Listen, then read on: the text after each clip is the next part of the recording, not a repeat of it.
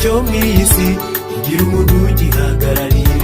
Twayobotse ubwami uyobowe n'ubutatu bwera, Imana Umwana n'Umwuka Wera nibo bakirangaje imbere. Tuyobowe neza mu mahoro, twayobotse ubwami bwihagije.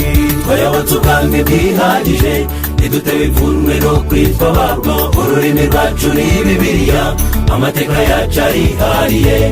Umuco wacu si uw'inaha, kuko twamwemeye tukanizera. Izina rye dufite ubushobozi bwo kwitwa abana b'Imana. Twayobotse ubwami bwihagije, ntidutewe ipfunwe no kwitwa babwo. Ururimi rwacu ni Bibiliya, amateka yacu arihariye. Umuco wacu si uw'inaha, kuko twamwemeye tukanizera. Izina rye dufite ubushobozi bwo kwitwa abana b'Imana. Igihugu twese twayobotse, nta kibazo cy'umutekano, nta byiciro by'ubudehe bibayo, twese turangana. Umwami wacu ntiyashyizweho n'amatora cyangwa se amajwi, ntazakorwaho n'igikoneke, ahubwo azahora ku ngoma.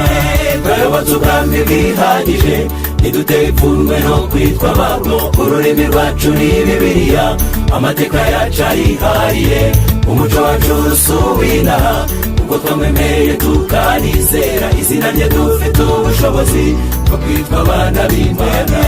Twayobotse ubwami bwihagije, ntidutewe ipfunwe no kwitwa babwo. Ururimi rwacu ni Bibiliya, amateka yacu arihariye. Umuco wacu si uw'inaha, kuko twamwemeye tukanizera. Izina rye dufite ubushobozi bwo kwitwa abana b'Imana.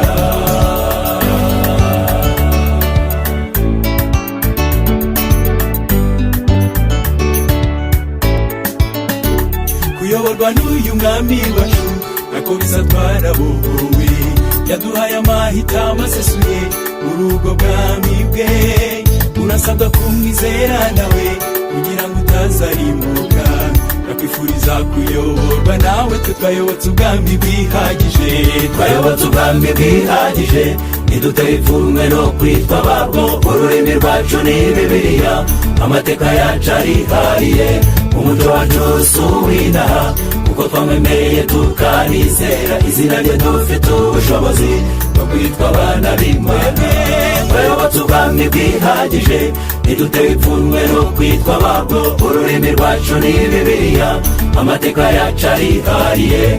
Umuco wacu si uw'inaha, kuko twamwemeye tukanizera. Izina rye dufite ubushobozi